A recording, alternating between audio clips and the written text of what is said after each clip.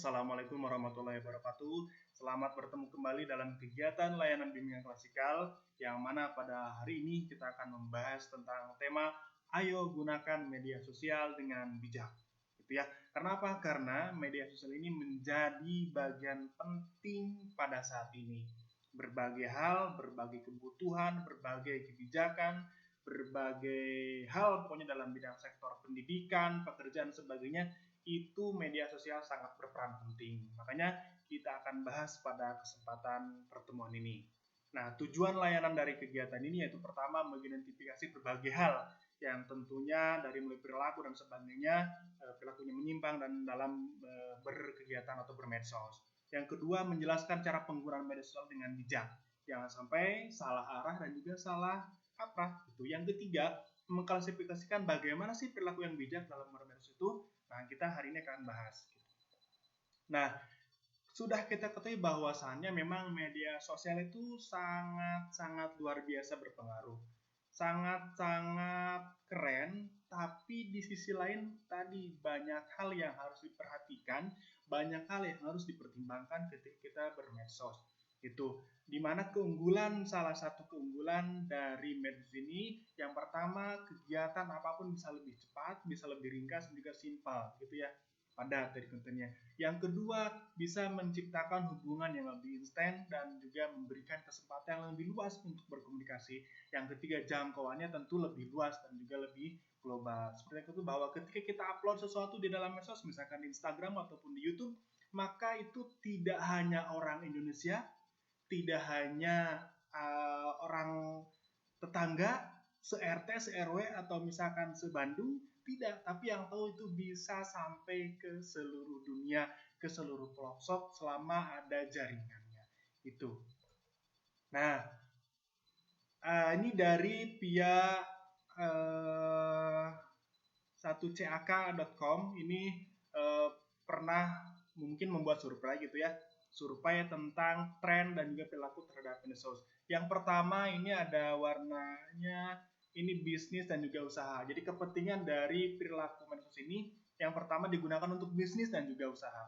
Yang kedua untuk mencari jodoh. Ternyata ada juga yang mencari jodoh. Yang ketiga mencari teman, kita friendly dengan teman, mencari teman di Facebook, di apa gitu ya. Biasanya follow me dan sebagainya. Nah, yang ketiga ternyata menurut survei dari via 1CAK ini, cak.com ini, ternyata itu ada yang mengeluh, menghujat, membuli, menghasut, sombong dia dan sebagainya. Ya, itu sudah biasalah, sudah kita ketahui dari beberapa YouTuber mungkin ya, dari YouTuber, dari TV dan sebagainya. Ada yang memang hobinya pamer something, pamer harta dan sebagainya. Ada yang memang menghujat, membuli dan sebagainya. Itu sudah menjadi hal yang sudah kita ketahui dan juga itu sudah menjadi bagian dari tren medsos ini. Nah, tentu tadi ketika kita bermedsos dengan bijak atau ada sesuatu, maka harus kita ketahui bahwa memang pemerintah itu membuat undang-undang ITE untuk membatasi, jangan sampai karena memang medsos ini sangat luar biasa cepat harusnya, sehingga berbagai hal berita bohong atau hoax itu akan lebih mudah. Makanya pemerintah membuat undang-undang untuk membatasi ketika ada seseorang yang membuat berita hoax atau misalkan berbagai hal yang bertentangan dengan memang informasinya betul, nah itu akan terkena undang-undang ITE.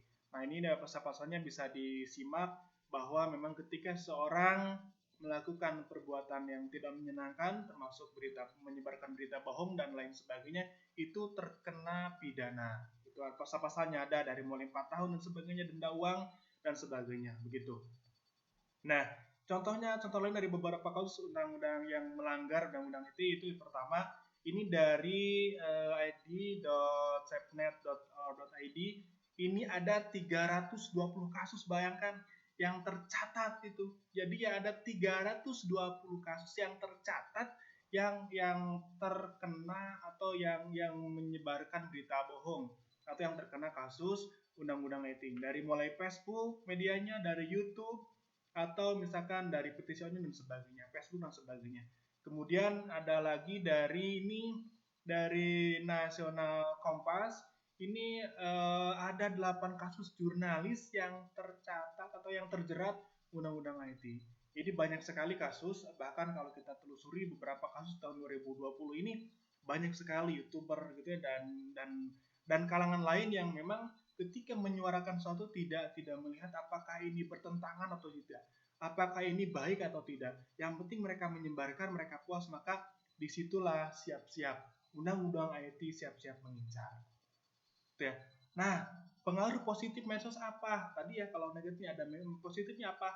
Yang pertama positifnya dapat mempermudah kita dalam berbagai hal seperti mengerjakan tugas, itu ya pekerjaan lain. Kita mengerjakan tugas PR di rumah, kita bisa sambil tiduran sambil apa? Kita browsing dulu tugasnya. Misalkan definisi apa itu pendidikan, apa itu budaya. Kita bisa langsung tinggal browsing. Itu mempermudah sekali. Atau pekerjaan, bagaimana ibu-ibu sekarang bisa belanja tanpa harus manasin motor, tanpa harus bawa motor, tanpa harus tidak takut kehujanan. Itu dengan apa? Dengan salah satu aplikasi belanja online. Itu sangat mudah dan itu sangat-sangat membantu memperingan pekerjaan. Dan pekerjaan lain tentu banyak sekali pekerjaan yang dibantu adanya media sosial tersebut. Yang berikutnya, segala sesuatu sekarang, apalagi sekarang musim PJJ, itu ya berbagai hal, rapat atau apa itu bisa menggunakan salahnya video call, telepon atau apa. Yang penting satu kuncinya ada internet. Itu.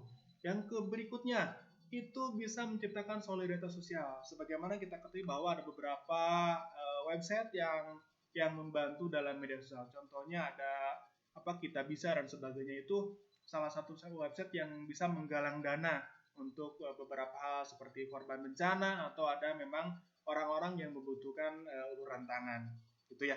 Yang keempat, memberi informasi yang mendidik dan juga berguna, itu positifnya. Tapi tadi ada negatifnya, perhatikan beda ya, informasi yang mendidik dan juga yang tidak mendidik itu pasti ada itu. Nah, yang berikutnya adalah mampu mendekatkan manusia, terutama relasi dan juga pemikiran. Ya, biasanya karena sering bermedsos, orang itu akan semakin cepat kenal, semakin cepat tahu, gitu ya. Karena sekarang itu mudah, mencari pertemanan di medsos itu mudah. Tapi kalau yang prihatinnya, kalau di dunia nyata itu sangat susah gitu. Jadi kalau di dunia medsos itu sangat sangat cepat dan juga mudah. Itu ya. Nah, negatifnya apa? Pengaruh negatif dari medsos tentu yang pertama menggambarkan kesejahteraan yang diukur dengan materi.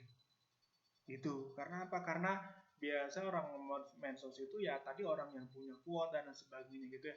Nanti dia berkelompok dengan orang ini mah punya ini punya ini punya ini gitu. Jadi mereka akan diukur dengan materi. Gitu ya. Dari kayak habis dan sebagainya, kemudian waktu terbuang untuk media sosial. Bahkan bisa jadi ini menjadi kecanduan. Gitu ya. Kecanduan itu apa? Karena sekarang medsos itu sangat luar biasa. Ada sekarang game online bareng-bareng gitu ya.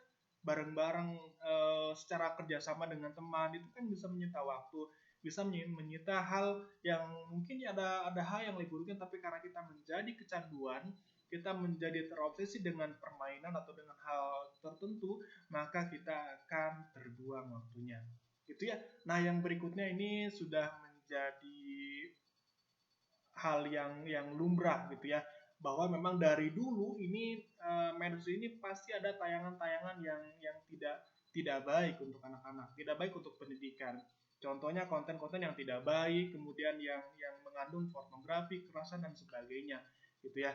Jadi banyak hal yang tentu tidak seharusnya ditayangkan, tapi karena mungkin mereka mencari dan juga mungkin pekerjaan di situ dan juga bisa meraup keuntungan dari situ, sehingga mereka ya tidak memikirkan yang lain, yang penting saya dapat uang, yang penting saya bisa happy gitu. Nah mungkin itu, tapi kan di sisi lain kita ini orang pendidik, kita punya norma juga, kita harus tahu batasan-batasan mana yang harus kita akses, mana yang tidak boleh kita sebarluaskan dan sebagainya begitu.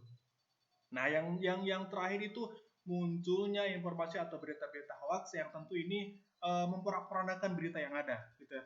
Contohnya kasus 2020 itu banyak sekali kasus yang memang itu jauh dari kenyataan. gitu ya. Berbagai sumber langsung informasi yang diakses hanya dari ke mulut itu sangat luar biasa berbeda gitu ya, sehingga satu informasi itu bisa sampai A, B, C, D, E, F dan sebagainya. Jadi bisa satu kasus itu sampai beribu-ribu orang yang nge-tweet atau orang yang post itu bisa jadi berbeda gitu, karena gampang, tinggal edit langsung saya edit share gitu, gampang, jadi gampang sekali. Oke, nah sekarang kita bagaimana sih biar kita tetap kekinian, biar kita tetap update, tapi kita bijak dalam bermedsos. Oke, yang pertama, tidak over dalam share informasi pribadi, gitu ya. Ingat, kita punya pribadi yang harus kita jaga, jangan sampai orang lain tahu, gitu.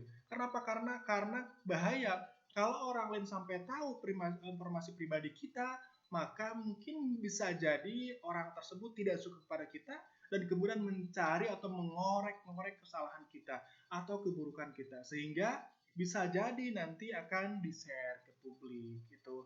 Nah, mungkin kita lihat beberapa kasus yang terakhir itu kasus pornografi, itu merupakan salah satu hal yang tidak boleh seperti itu. Contohnya di sini ada alamat rumah tidak boleh, nomor ponsel, kemudian hal sebagainya. Itu yang menyangkut data pribadi. Seperti yang terbaru itu adalah kasus dari WhatsApp dan juga Facebook. Ini menjadi dua hal yang gimana sisi lain tidak boleh informasi tershare gitu ya. Karena apa? Karena khawatir nanti ada orang yang memanfaatkan data kita untuk apa? Untuk misalkan keperluan untuk membobol bank, membobol ATM dan sebagainya, itu tidak boleh. Itu makanya jangan berlebihan dalam share info pribadi. Kita apalagi kita sebagai orang yang mempunyai pemikiran yang luas, nantinya menjadi menjadi pejabat atau apa. Nah, kita harus hati-hati karena jangan sampai ketika nanti menjadi pejabat atau apa, kita akan down, akan terjatuh gara-gara informasi pribadi kita yang tershare, yang dimanfaatkan oleh orang lain, oleh lawan-lawan kita atau musuh-musuh kita. Itu tidak boleh. Makanya harus hati-hati dalam share informasi pribadi kita. Nah, yang kedua, jangan lupa jaga etika, karena kita makhluk beretika. Kita harus tahu, walaupun kita di media sosial, kita perhatikan bahasa kita seperti apa ketika bertemu atau chatting dengan teman atau dengan lawan atau dengan orang lain di dalam medsos. Hati-hati, perhatikan, jaga etika, karena ketika orang lain tidak enak tadi dengan bahasa kita, maka itu bisa terjadi ujaran kebencian atau hal-hal lain yang memang akan dimanfaatkan oleh orang lain. Makanya harus hati-hati dalam beretika, gitu ya. Jaga citra diri kita, jangan sampai kita jadi image-nya tidak baik gara-gara bahasa kita atau gara-gara penampilan kita. Itu. Nah, yang berikutnya adalah no sara, no hoax, gitu ya. Pastikan media atau yang kalian upload itu ya, chatting atau video atau apa yang kalian upload dalam media kalian itu tidak mengandung sara dan juga tidak mengandung hoax. Pastikan itu. Sekarang gampang ceknya, ada beberapa website yang mudah untuk mengecek apakah itu betul atau tidak gitu ya. Karena pemerintah sudah memfasilitasi beberapa website yang bisa mengecek apakah itu benar atau tidak. Karena jelas memang bahwa untuk saat ini itu kita kadang tidak bisa membedakan mana berita yang baik, mana yang memang berita yang tidak baik. Itu kadang-kadang beda tipis, beda titik aja udah, oh ini kayaknya gitu ya. Beda koma juga menjadi suatu hal yang bisa menjadi tabu atau ini bisa menjadi benar gitu. Nah, yang berikutnya, cantumkan sumber konten gitu. Ini beberapa pernah terjadi di salah satu YouTuber gitu ya, ketika nge-share video atau nge-share kejadian tanpa menyantumkan sumber kontennya, maka dia terkena atau terjerat undang-undang ITE. Tapi kalau misalkan mencantumkan, nah berarti kan yang nanti yang dikejar itu bukan yang share ini, tapi nanti yang pertama gitu. Itu masih mending. Tapi karena memang khawatir, nanti perhatikan, kita tahu dulu ini yang harus di-share ini apa gitu ya. Jangan sampai kita salah share, dan juga ini kita harus punya filter yang lebih baik. Nah, yang berikutnya, jadikan medsos ini sebagai sarana pengembangan diri gitu ya.